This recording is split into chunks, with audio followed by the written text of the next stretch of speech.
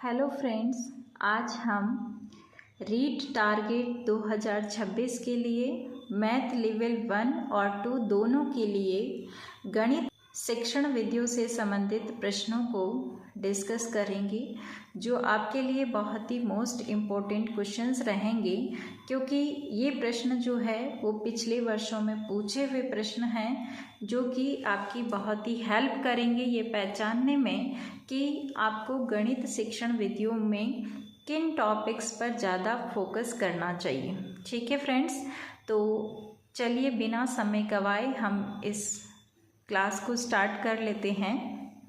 आशा करती हूँ कि ये सीरीज आपको बहुत ज़्यादा पसंद आएगी और आपके लिए ये बहुत ही ज़्यादा हेल्पफुल क्लासेस रहेगी। ठीक है, अगर आपको अच्छी लगती है तो आप शेयर कर सकते हैं, लाइक कर सकते हैं और अच्छे से पढ़ते रहिए। ओके फ्रेंड्स, स्टार्ट करते हैं अपनी क्लास। रीट मैथ्स की जो पेडागोगी होती है उससे संबंधित ये प्रश्न है जो पुराने सालों में पूछे हुए हैं। देखिए, प्रश्न पहला प्रश्न है, गणित वह भाषा है जिसमें परमेश्वर ने संपूर्ण जगत या ब्रह्मांड को लिख दिया है। ये कथन किसका है? ये रीट 2012 के अंदर पूछा हुआ क्वेश्चन है और ऑप्शन आपको दिया है गैलीलियो, रसेल, प्लेटो, हैमिल्टन। तो इसका आंसर होगा गैलीलियो, क्योंकि आपको पता है कि गणित वह भाषा है जिसमें परमेश्वर ने संपूर्ण जगत या ब्रह्मांड को लिख दिया है। ये डेफिनेशन किसने दी थी? गैलीलियो ने दी थी। ओके फ्रेंड्स, तो ये बताइए कि प्लेटो ने क्या कहा था, रसेल ने क्या कहा था? तो आपको इन दो की भी ध्यान में रखनी है। प्लेटो ने कहा कि जो विद्यार्थी ज्यामिति नहीं समझ सकते वे इस विद्यालय में नहीं आ सकते। क्या बोला? कि जो विद्यार्थी ज्यामिति नहीं समझ सकते वे इस विद्यालय में नहीं आ सकते। और रसेल ने यह कहा, बर्ट्रैंड रसेल जो है इनका पूरा नाम है, और इन्होंने ये कहा था कि गणित एक ऐसा विषय है जिसमें हम ये भी नहीं जानते हैं कि हम किसके बारे में बात कर रहे हैं, और न ही हम ये जान पाते हैं कि जो हम कह रहे हैं वह सत्य है या नहीं है। देखिए फ्रेंड्स, डेफिनेशन को ध्यान में रखना बहुत ज़्यादा डिफ़िकल्ट होता है, लेकिन अगर हम इसको आसान बनाना चाहें तो बहुत आसानी से इसको आसान बनाया जा सकता है। देखिए कैसे, मैं आपको याद करवाने की कोशिश करती हूँ। देखियो ये वाली जो डेफिनेशन है, कि गणित वह भाषा है जिसमें परमेश्वर ने संपूर्ण जगत या ब्रह्मांड को लिख दिया है। इसको आप कैसे ध्यान में रखेंगे? देखिए, संपूर्ण जगत और ब्रह्मांड अगर हमको देखना है तो हम क्या करते हैं? दूरबीन का यूज़ करते हैं, और दूरबीन का आविष्कार किया था गैलीलियो ने। इसीलिए आपको ये ध्यान में रखना है कि जब संपूर्ण जगत और ब्रह्मांड को लिख देने की बात आती है तो हमको गैलीलियो को याद करना है। ठीक है, और प्लेटो को आप ऐसे मान सकते हैं कि ये ऐसे दार्शनिक थे जिनका विद्यालय था, और इन्होंने एक प्लेट पे लिख कर के विद्यालय के मेन गेट पे लगा दिया कि जो विद्यार्थी ज्यामिति नहीं जानते हैं या ज्यामिति नहीं समझ सकते हैं वो मेरे विद्यालय में नहीं आए। याद हो जाएगा आपको, प्लेटो ने क्या करा? प्लेट पे लिख करके विद्यालय के दरवाजे पे टांक दिया कि जो विद्यार्थी ज्यामिति नहीं समझ सकते वो मेरे विद्यालय में नहीं आए। इसी तरह से रसेल का आप कैसे ध्यान में रखोगे? देखो, रसेल ने रस लेते हुए ये कहा कि गणित एक ऐसा सब्जेक्ट है जिसमें हम ये भी नहीं जानते हैं कि हम किसके बारे में बात कर रहे हैं, और ना ही हम ये जान पाते हैं कि कि जो हम कह रहे हैं वह सत्य है या नहीं। तो ऐसी बात ये रस लेते हुए, यानी कि मगन होकर के ये बात बोलता है। इसीलिए आपको इस तरह से ये ध्यान हो जाएगी कि रसेल ने रस लेते हुए कहा था कि हम गणित के बारे में ये नहीं जानते हैं। ओके फ्रेंड्स, आशा करती हूँ कि आपको ये तीनों डेफिनेशन बहुत अच्छे से याद हो जाएगी। नेक्स्ट आपका क्वेश्चन है, प्रोफेसर शुल्टस के अनुसार गणित पढ़ाने का प्राथमिक उद्देश्य है दूसरी विधाओं में सहायता करना, मानसिक शक्ति का विकास करना, खाली समय का सदुपयोग करना, प्राथमिक तथा सामान्य सिद्धांतों से परिचित कराना। ये 4 ऑप्शन थे और ये क्वेश्चन रीट लेवल 2012 के अंदर ये पूछा गया था। ठीक है, रीट 2012 में लेवल 2 के अंदर ये पूछा गया था। तो इसका आंसर होगा मानसिक शक्ति का विकास करना।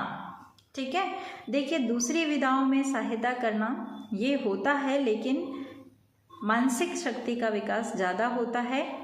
खाली समय का सदुपयोग तो हम कोई भी सब्जेक्ट पढ़ करके कर सकते हैं, और प्राथमिक तथा सामान्य सिद्धांतों से परिचित कराना तो ये भी होता रहता है, लेकिन इन सब में बेस्ट जो है वो मानसिक शक्ति का विकास करना है। ओके फ्रेंड्स, अब प्रोफेसर सुल्टस जो थे उन्होंने एक डेफिनेशन दी थी, उसको भी हम देख लेते हैं। उसी से यह आंसर निकलता है, क्योंकि इन्होंने जो कहा था उसके अंदर इन्होंने मानसिक वर्ड को यूज़ में लिया था, इसीलिए हम आंसर मानसिक शक्ति को ज़्यादा मानते हैं। देखो क्या कहा था प्रोफेसर सुल्टस ने, ये कहा था कि गणित की शिक्षा मुख्य रूप से मानसिक शक्तियों को विकसित करने के लिए दी जाती है। गणित के तथ्यों का ज्ञान देना इसके बाद ही आता है। क्या बोला है कि गणित की जो शिक्षा है वो मुख्य रूप से मानसिक शक्तियों को विकसित करने के लिए दी जाती है, और उसके बाद हम गणित के तथ्यों का ज्ञान देते हैं।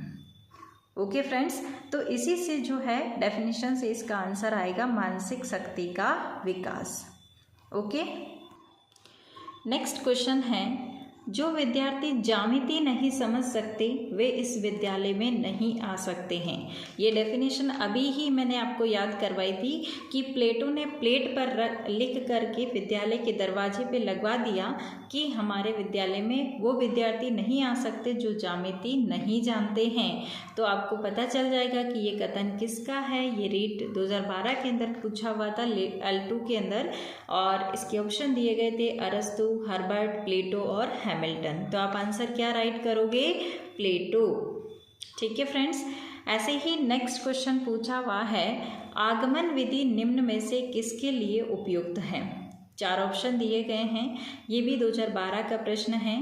पहला ऑप्शन है सूत्र स्थापित करने के लिए, सेकेंड ऑप्शन है सवाल को सूत्र द्वारा हल करने के लिए, थर्ड ऑप्शन है सवाल को समझने के लिए, और फोर्थ है सवाल को बनाने के लिए। तो आपको पता है कि जो आगमन विधि होती है उसके द्वारा हम सूत्र स्थापित करते हैं, इसीलिए इसका आंसर होगा सूत्र स्थापित करने के लिए। ऑप्शन ए इसका राइट आंसर होगा। आगमन विधि के बारे में आपको शिक्षण सूत्र जो है इसके जरूर ध्यान में रखने हैं, क्योंकि इसका भी क्वेश्चन बन जाता है। देखिए शिक्षण सूत्र इसके होते हैं आगमन के। आ से आपको ध्यान रखना है ऊ, है ना, आ से ऊ, यानी उदाहरण से नियम की ओर चलने वाला आगमन विधि होता है।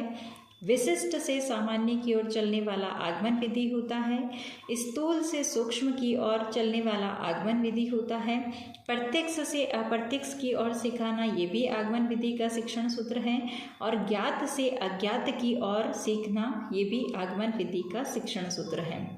ठीक है, तो उदाहरण से नियम की ओर जाना, विशिष्ट से सामान्य की ओर, स्थूल से सूक्ष्म की ओर, प्रत्यक्ष से अप्रत्यक्ष की ओर, ज्ञात से अज्ञात की ओर सिखाने का काम कौन करता है? आगमन विधि करती है। ठीक है फ्रेंड्स, आशा करती हूँ कि आपको समझ में आए होंगे इसके शिक्षण सूत्र। नेक्स्ट आपका क्वेश्चन है, खेल विधि के जन्मदाता कौन है?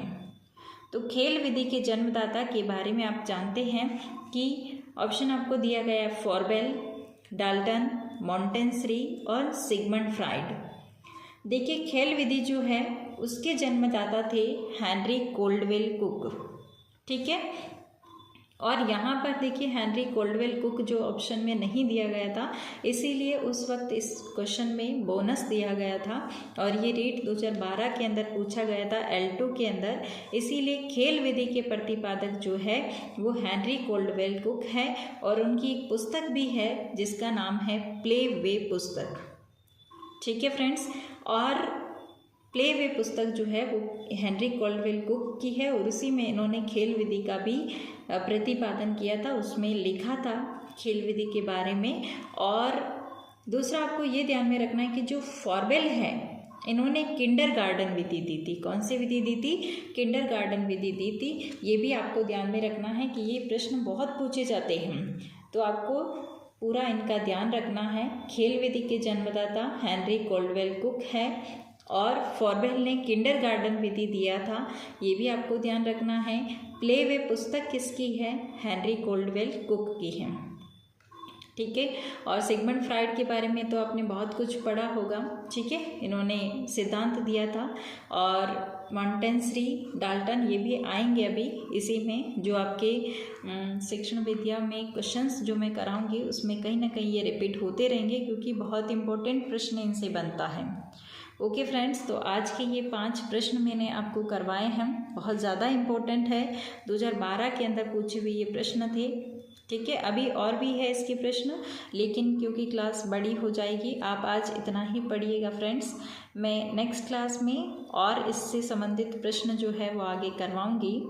तो आज की क्लास में हम इतना ही पढ़ते हैं फ्रेंड्स, मिलते हैं जल्दी ही नेक्स्ट क्लास में। तब तक के लिए thanks for watching this video. जय हिंद, वंदे मातरम।